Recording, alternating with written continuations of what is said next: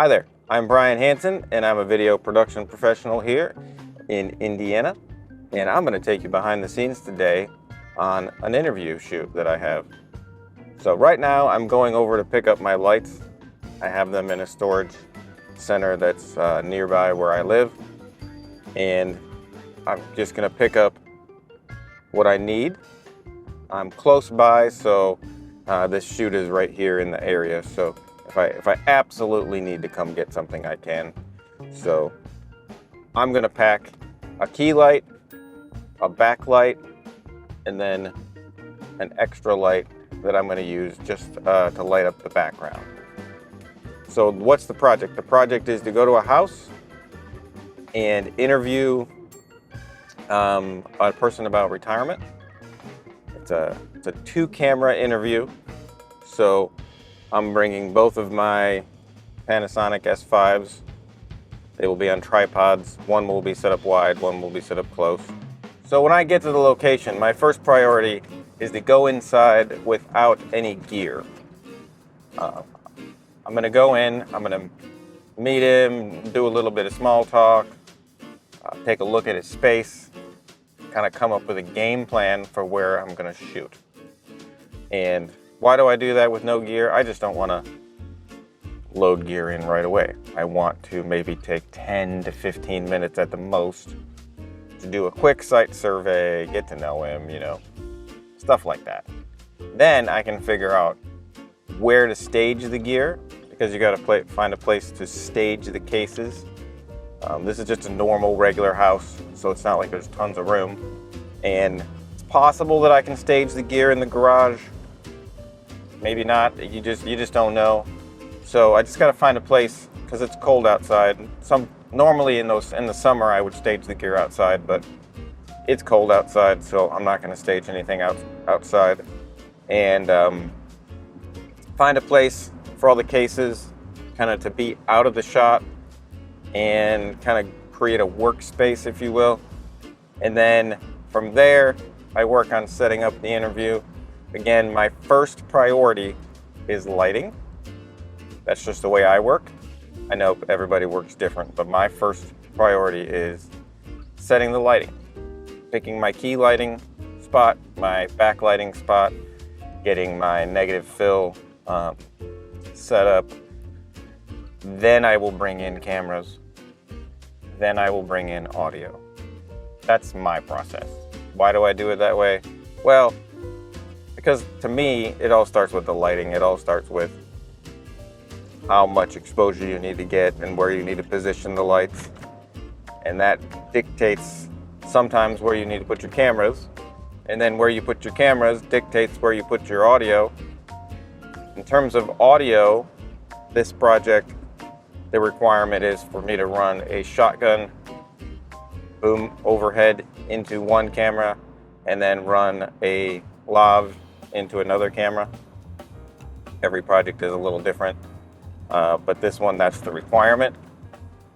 Requirement is also to record 4K on the wide cover shot and record 1080 on the close-up, okay? And then I will be on a call with the client during the interview. The client's not going to run the interview, but the client's just going to be listening and providing feedback, and only really talking when she needs to. And I've worked with this client before, and she's amazing. She's wonderful, and she's a great collaboration to work with. So I talked to the subject, and we have a plan. I'm going to load the gear in here in just a minute, but we came up with the plan to shoot into the kitchen. So we're going to put him in the space where his kitchen table was, moved the kitchen table over to the dining room temporarily. Again, for these projects, you almost always are moving furniture. Almost always are moving furniture. So just keep that in mind. Furniture usually doesn't stay where it's at. So it's usually in the way. So basically I'm going to set all my cameras up where the kitchen table was, and I'm going to put him right there and shoot with the kitchen behind him. The reason I chose the kitchen is just because it's got Doesn't have as many windows, windows are very hard to deal with when they're in the background, especially since there's snow on the ground. It's just very bright outside. So the kitchen doesn't have a lot of that. Plus it's got really good texture and fixtures and pots and pans on the wall. It just looks really nice. So out of the options that I had, that's the one that I think is the best. So we're gonna get the gear loaded in.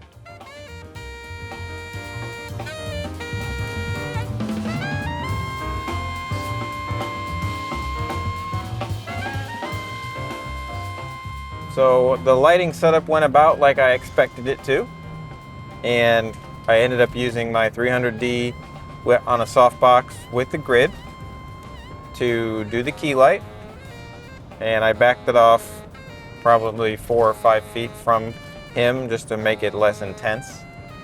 And then I used a negative fill 4x8 Matthews that I have in order to get some shadow on the side of the face.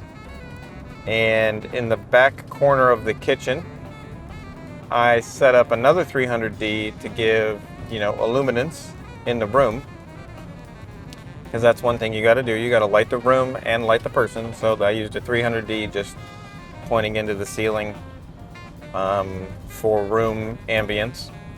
And then I used my 60D as a backlight, 60D with the softbox attachment on it.